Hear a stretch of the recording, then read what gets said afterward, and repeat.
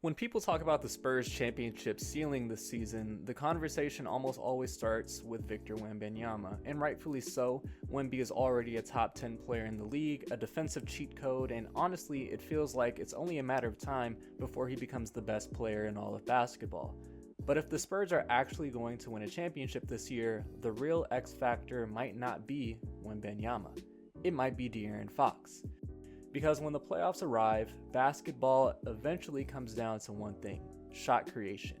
Systems matter less, ball movement matters less, the game slows down, defenses lock in, and eventually someone has to just go get a bucket. And Fox might be the player who determines whether the Spurs are simply a very good playoff team or a championship team.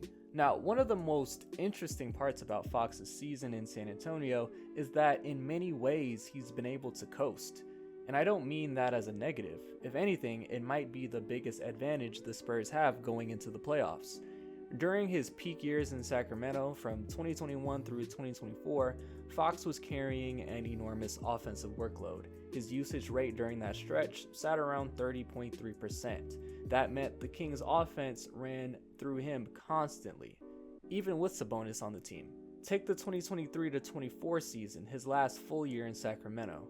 Fox was in full scoring mode that season. He had only one game scoring in single digits, just 6 games between 10 and 19 points, and the remaining 60 games were all 20-plus point performances. He even exploded for 8 40-point games. That's the profile of a guard who had to carry a massive offensive load every single night. But in San Antonio this season, the role has been very different. Fox's usage rate has dropped all the way down to about 24.9%, and you can see it in the scoring distribution. He's already had 6 single-digit scoring games this season, 24 games scoring between 10 and 19, and 24 games scoring 20 or more. Only 3 30-point games so far, no 40-point explosions. At first glance, that might look like a step back, but in reality, it might be exactly what the Spurs want. Because for the first time in years, Fox hasn't had to carry an offense for 6 straight months. He's been able to pick his spots. But Fox taking a step back offensively hasn't just been about conserving energy.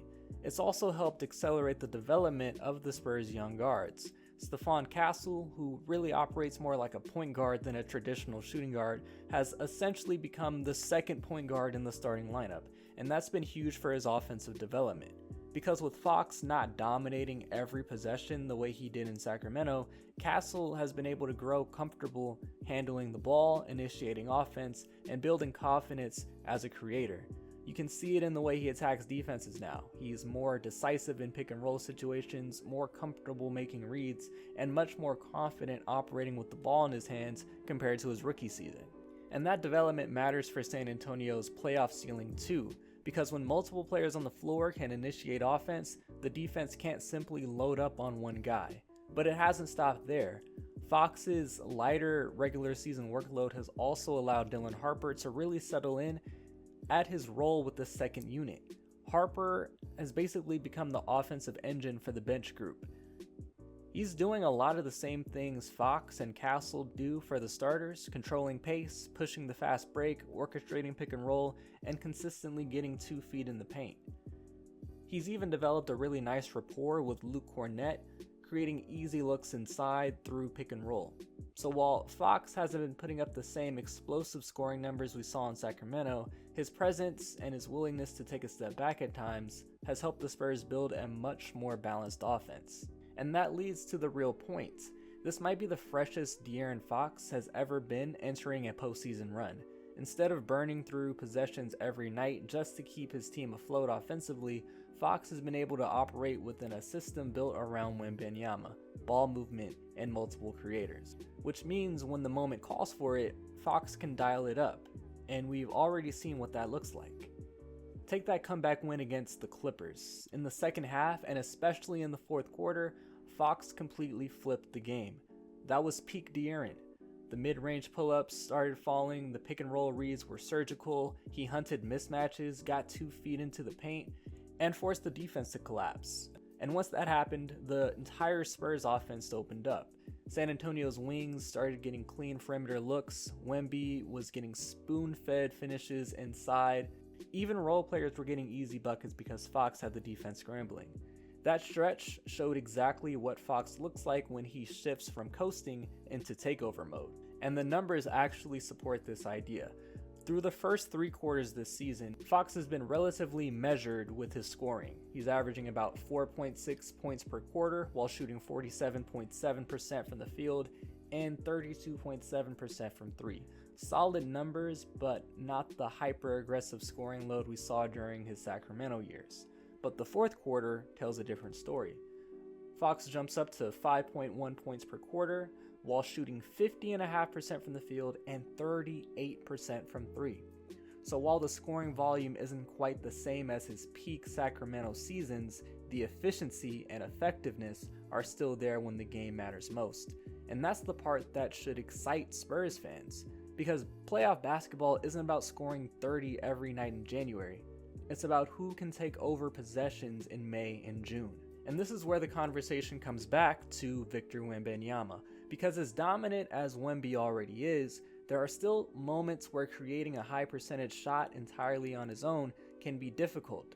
Not because he isn't great, but because playoff defenses are built to make even the best players uncomfortable. When teams wall off the paint, load up on his drives, and force him to create in the mid-range, those possessions can get tougher, and that's completely normal for young superstars. In fact, we've seen this exact situation before. Before the Bucks won the championship in 2021, Giannis ran into similar issues late in games and in playoff series. Teams would build a wall in transition, pack the paint in half-court possessions, and force him into tougher jumpers over contested drives. Giannis was still dominant, but Milwaukee needed someone who could create offense when the defense was fully geared towards stopping him. That's where Chris Middleton became so essential. Middleton wasn't the best player on the team, that was clearly Giannis, but when the offense stalled late in games, Middleton could get to his mid-range shots, operate in PNR, and manufacture a quality shot. He became the release valve, and that might be exactly the role De'Aaron Fox plays for the Spurs. So when we talk about the Spurs championship ceiling this season, yes, it does start with Victor Wembanyama, but it actually might be decided by De'Aaron Fox, because if Fox consistently wins those late clock possessions, San Antonio suddenly has the one thing every championship team needs: a generational superstar paired with a shot creator who can take over when the defense locks in. And if that partnership fully clicks in the playoffs, don't be surprised if the Spurs end up playing for a championship. Thanks for watching the vid all the way to the end. If you rocked with the vid, leave a like and subscribe, it goes a long way. On the screen I've got my last Let's Talk video for you to check out next, and if you missed it, I also dropped a Kings rebuild recently that I had a lot of fun making. Other than that, I appreciate you for watching, and I'll catch y'all on the next one.